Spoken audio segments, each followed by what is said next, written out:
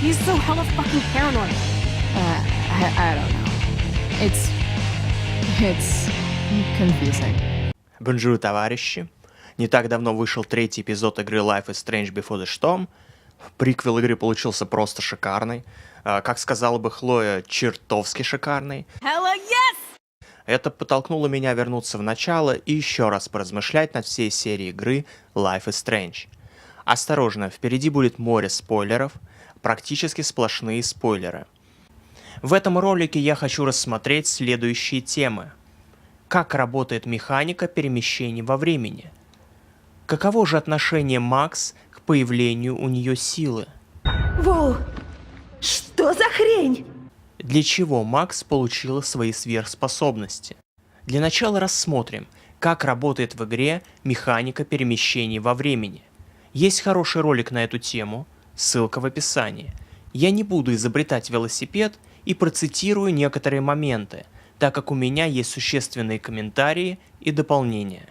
В игре использовалось 4 способа перемещения во времени. Первый способ – перемотка времени. Макс отматывает небольшой промежуток времени назад, что затрагивает все действие вокруг. При этом процесс никак не влияет на саму Макс, на ее память, нахождение в пространстве, а также на предметы в ее инвентаре. Второй способ – остановка времени. Макс использует его непроизвольно один раз в игре, в сцене с самоубийством Кейт. Макс останавливает время вокруг на продолжительный период, при этом сама она может перемещаться в пространстве, пока действие силы не закончится. Два первых способа перемещения во времени имеют свои недостатки. Если при отмотке времени Макс перемещается, то для остальных персонажей, которые видят ее в это время, она исчезает в одном месте и моментально появляется в другом. В игре окружающие не замечают этих манипуляций, что я не считаю проколом, а скорее ярким штрихом в изображении персонажа Макс, как серой мышки, на которую никто не обращает внимания. Третий способ – перемещение по фото. Макс, используя фотографию, перемещается в прошлое, когда было сделано фото. Там она находится ограниченное время в ограниченном пространстве, где может изменить события, после чего она должна вернуться в тот же день и в то же время, из которого совершала перемещение, но это будет уже измененная реальность. Да, мне больше нравится термин «измененная реальность», чем альтернативные или параллельные реальности, так как Макс меняет одну реальность, в которой она существует. В игре, кроме предположений Макса или иных персонажей о существовании параллельных миров, нет никаких свидетельств того, что несколько реальностей существовали параллельно, а не сменяли одна другую, что более логично. В качестве довода альтернативная Макс говорит реальный Макс в кошмаре из 5-го эпизода. Кто ты? Твою ж овсянку, ты серьезно? Это ты, идиотка. Ну или одна из тех Макс, которых ты оставила позади. Фраза «оставить позади» скорее говорит о том, что Макс непроизвольно уничтожала свои копии, а не давала им жизнь в параллельных мирах. Теперь подробнее про перемещение по фото.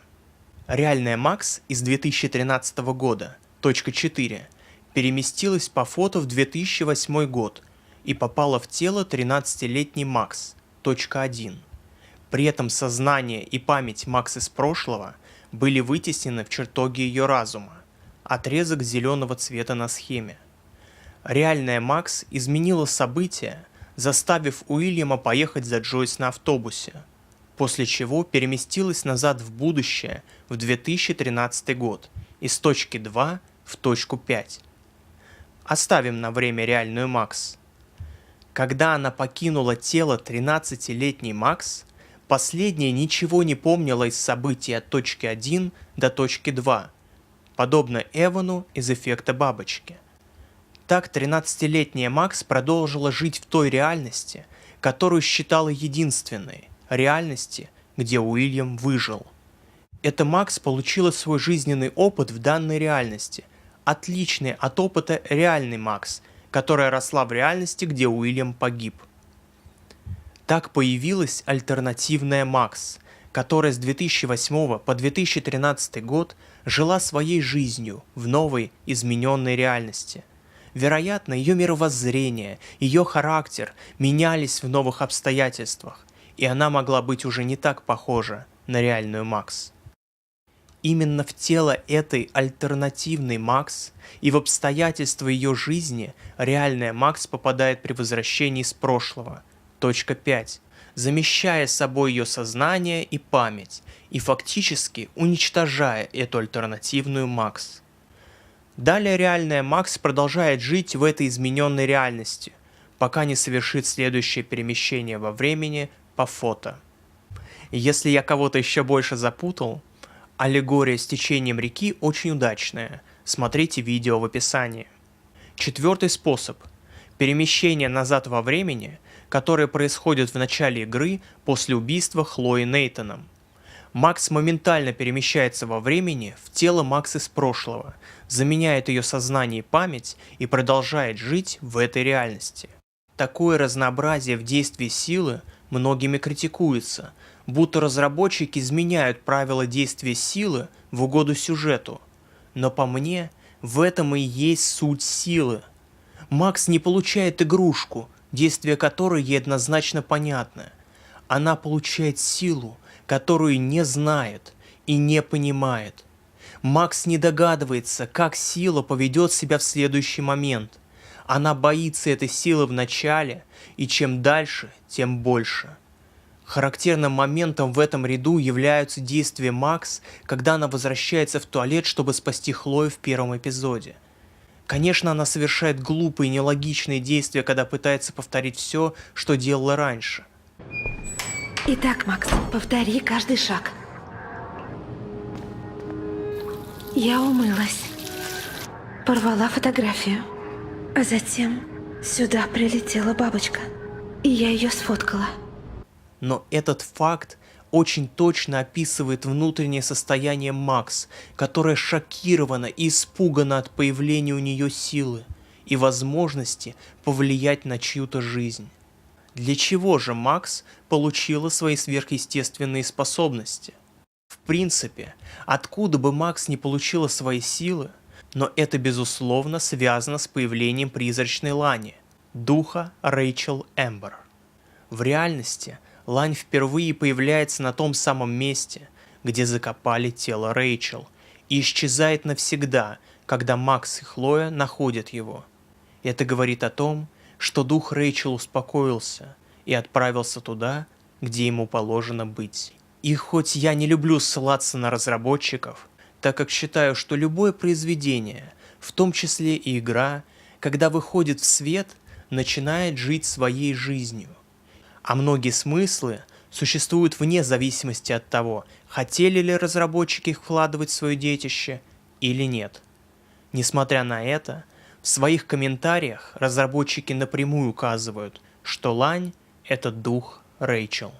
You can clearly see in episode 4 that the dough is linked to Rachel, and it's basically somehow a presence of Rachel that's guiding Max at moments. Если Макс получила силы для того, чтобы тело Рэйчел нашли, и та была отомщена, сон в начале игры должен быть создан духом Рэйчел.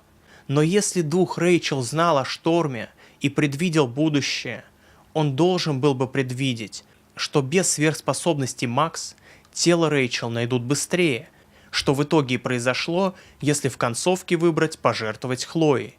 Тогда Нейтана арестуют, и он сразу все расскажет. Поэтому я считаю, что способности Макс достались по другой причине. Возможно, Макс получила силы, чтобы попрощаться со своей лучшей подругой, так как не успела сделать это при жизни Хлои. Обстоятельства их расставания были весьма неоднозначны, но это большая тема, и об этом в следующий раз. Почему же Макс видит бурю до спасения Хлои? Она еще не применяла силы, но уже получает предупреждение о последствиях своего выбора. Здесь дело не в судьбе. Судьба – это предопределенность будущего, а в Life is Strange речь идет о неизменности прошлого и о важности выбора. На мой взгляд, дух Рэйчел ведет Макс к пониманию важности принятия решений, а сон в начале – это посыл о том, что о последствиях своих действий нужно думать заранее, а не когда все уже произошло. Именно для этого Макс и получила свои сверхспособности. Моя сила не может быть вечной, Хлоя. И ладно, зато мы можем.